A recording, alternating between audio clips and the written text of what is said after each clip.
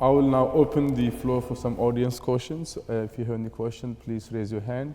The member there on the right. Thank you so much. You came to this hall and you spoke of freedom, of democracy, of gender equality. But when you ask what Malta would do in face of a Russian occupation, or what would you respond to Trump's bullying of Zelensky in the White House and today pulling all military aid away from Ukraine, you said Malta, we stay neutral. In this very hall, Malcolm X argued that moderation in the pursuit of justice is no virtue. How do you believe the world will trust anything you say if they know you will do nothing when the very injustice is happening to them, the very injustice that might happen to you one day?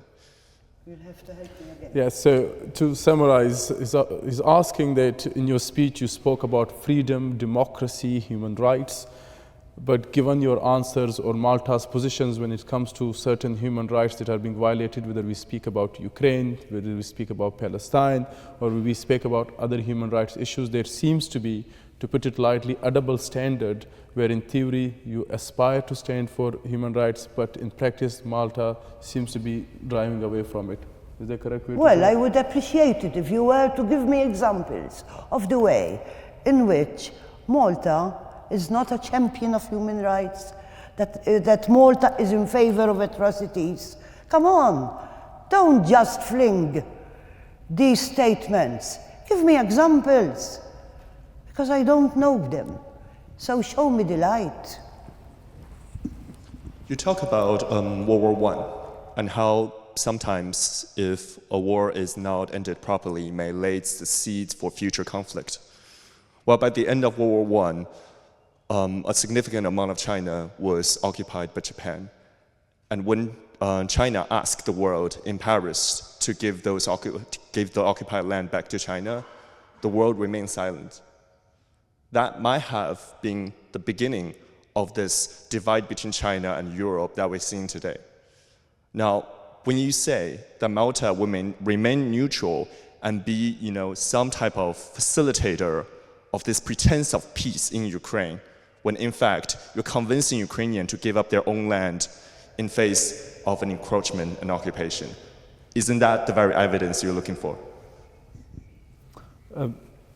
So he's given an example that, well, not a particular example per se, but an analogy that in cases where countries stay silent, stay neutral on larger issues, that in itself can be complicity. And we have seen within World War I and World War II, where some countries actually did stay silent and they did not help the world. So especially on the matter of Ukraine and Russia, his argument is that the mere fact that Malta is silent on some of the atrocities that have been committed also speaks towards Malta helped out Ukraine with humanitarian aid.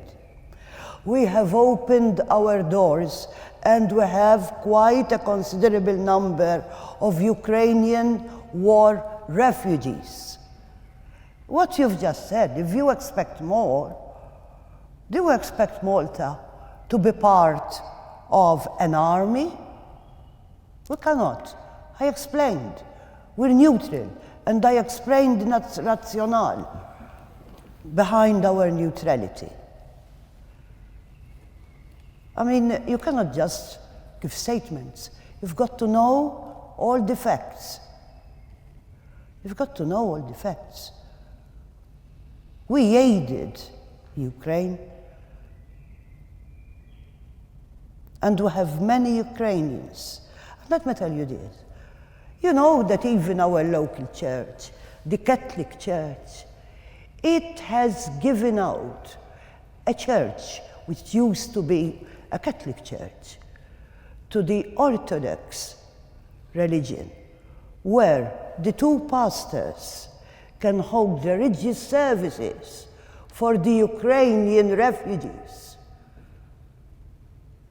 To that extent we've helped and we've made them welcome. If that is not a manifestation of freedom of worship, I don't know what is. Okay, any other questions? Just the member there in the third row.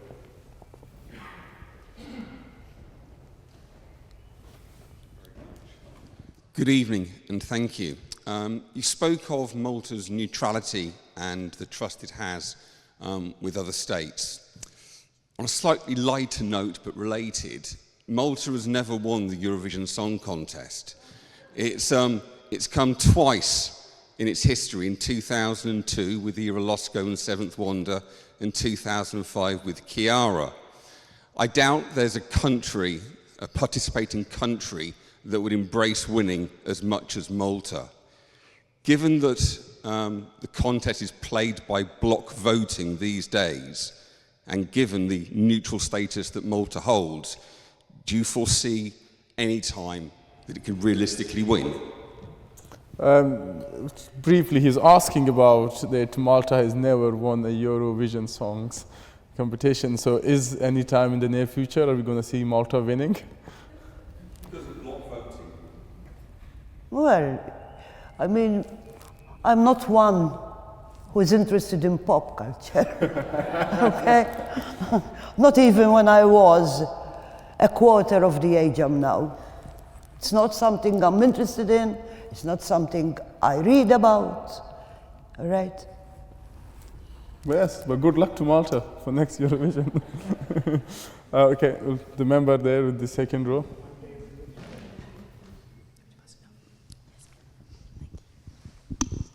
Hi, thank you so much for coming and speaking. It's lovely to meet you. I just wanted to press you a little further on the justice system on the ground in Malta. You gave a very diplomatic answer, but how exactly is the justice system in Malta changing, particularly in light of the fact that Jorgen Fenech was released from prison on bail over a month ago, just a month ago? So she's asking specifically that you spoke about the change in the judicial system and the justice system. She's asking exactly as to what exactly has changed within the justice system that has transformed it. Let me tell you. Before, let's take the appointment of judges in Malta. Before, they were more or less, but that was the way it was, chosen by the Prime Minister or the government of the day. Now, we have a board under the Administration of Justice Committee. It's different from the Committee for Administration of Justice. It's another board where there are opening of applications, there are interviews, there are recommendations, and with every judicial appointment, the president is presented with 3 names. And ultimately, the president chooses one of those 3 names. This committee sifts the applications, makes interviews, looks at the whole picture of the way of the law courts, you understand? And then they come out with 3 names. And the president chooses one of them. Of course, I believe that since they are presented as all 3 of them have got the necessary qualifications, the president, in making the choice, his or her choice, has got to give extra reasons. Let me give you an example. If, for example, from the situation as it is, the president is aware that there is a vacancy for a judge in the civil court or in the commercial court, and he has these 3 names, I believe that the president should, from these 3 who are equally competent, choose the one who has got competence in that particular court where there is a vacancy. I mean, I've given you this as an example. I think that's the way that whoever is president has got to operate. One has to give reasons why I chose A and not B, or I chose B and not C. It has to be reasoned. I mean, I think the whole population is entitled to transparency. We'll take one final question. Remember that.